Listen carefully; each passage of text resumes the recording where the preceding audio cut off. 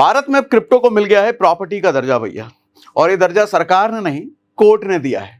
और कोर्ट ने दिया है इसका मतलब ये नहीं है भैया मान्यता नहीं है, कोर्ट ने दिया तो और ज्यादा ये इंपॉर्टेंट है, क्योंकि कोर्ट ने अगर किसी बात को कह दिया तो उसकी प्रायोरिटी सबसे ऊपर है। तो कोर्ट ने बोल दिया है इसको प्रॉपर्टी। अब ये प्रॉपर्टी क्यों कहा है, इसका मतलब क्या है वो समझाता हूं पूरी कहानी। पहले दरअसल 2 साल पहले 27 जुलाई 2024 को 1900 करोड़ का क्रिप्टो हैक हुआ था वजीरेक्स में। वजीरेक्स में सबसे बड़ी हैकिंग। तो वजीरेक्स ने भैया हैकिंग हो गई, पैसे चोरी हो गए, क्रिप्टो चोरी हो गए, तो वजीरेक्स कहां से पैसे दे, लोगों का पैसा फंस गया। तो कुछ लोगों ने केस किया, उसमें से एक महिला ने केस किया था, लगभग 2 लाख रुपए का आसपास का उसका इन्वेस्टमेंट था XRP कॉइन में। तो उसने बोला कि हमने वजीरेक्स में इन्वेस्टमेंट किया था, ये हमको पैसे नहीं लौटा रहे हैं। तो केस वेस चला। तो केस में फाइनली मद्रास हाईकोर्ट ने बोला कि चूंकि उसका पैसा इन्वेस्टमेंट था एक डिजिटल करेंसी में, वो डिजिटल करेंसी अगर हैक भी हो जाती है तो एक्सचेंज की जिम्मेदारी बनती है कि उसका पैसा वापस करे। और इसी दौरान कोर्ट ने इसको बोला ये एक प्रॉपर्टी है। अच्छा, जो वजीरेक्स के तरफ से दलील आई थी उनकी तरफ से एक लाइन ये भी कही गई थी कि ये जो इन्वेस्टर्स हैं ये यूजर हैं, ये क्रिप्टो के मालिक नहीं है।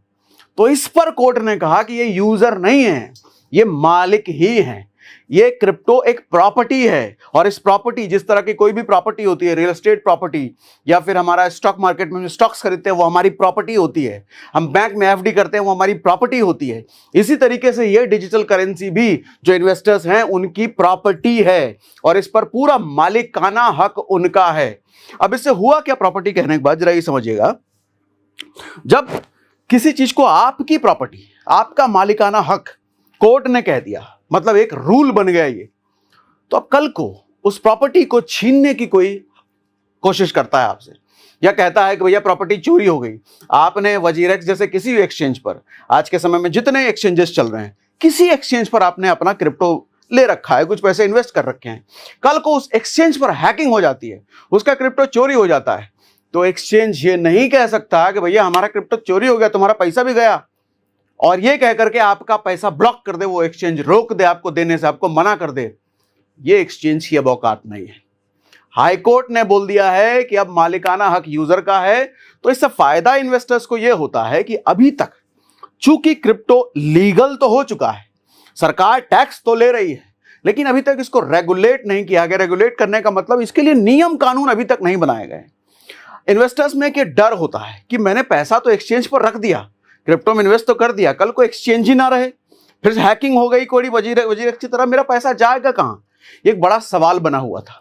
तो हाईकोर्ट ने यह क्लियर कर दिया कि कल को अगर दोबारा से ऐसी हैकिंग किसी भी एक्सचेंज पर होती है तो आपके पैसे की पूरी जिम्मेदारी इस एक्सचेंज पर है। एक्सचेंज देगा आपका पैसा, और अगर एक्सचेंज नहीं देता तो आप भारत में कोर्ट का दरवाजा खटखटा सकते हैं भैया। और इससे पहले अभी तक यह नहीं था। दिक्कत यह थी कि हमने पैसा एक्सचेंज पर रख दिया, इन्वेस्ट कर दिया, कल को कुछ हुआ तो हम कहां जाएं, यह सवाल ही बना हुआ था। इसी को कहते हैं अभी तक रेगुलेटेड नहीं था, लेकिन चूंकि ये रूल आ गया, सरकार ने कोर्ट ने कह दिया, अब जिम्मेदारी पूरी एक्सचेंज की बनती है। इससे फायदा यह हुआ कि अभी तक इन्वेस्टर्स, देखो क्रिप्टो को ग्रे मार्केट एरिया कहते हैं, चूंकि रेगुलेटेड नहीं है ना, यूएस में रेगुलेट हो गया, अलग अलग देशों में रेगुलेशंस आ ही रहे हैं।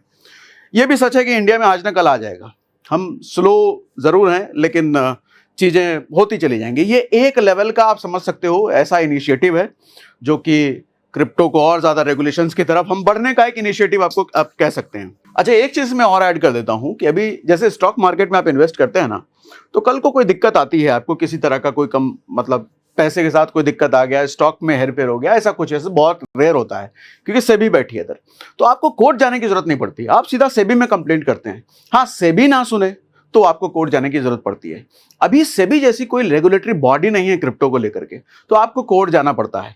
लेकिन अच्छी बात यह है कि कोर्ट में भी अब सुनवाई होगी, आपके पैसे के साथ कोई छेड़छाड़ नहीं कर सकता। तो लोगों के मन में जो सवाल होता है क्या क्रिप्टो सेफ है, अब शायद इसका जवाब हाँ हो सकता है, क्योंकि कोर्ट है पीछे। कुछ हुआ, एक्सचेंज ने देने से मना किया, तो पीछे कोर्ट भैया एक्सचेंज को देना पड़ेगा। तो एक अच्छा इनिशिएटिव है, अच्छा पहल है। आपको क्या लगता है इस बारे में, कमेंट बॉक्स में बताइएगा जरा।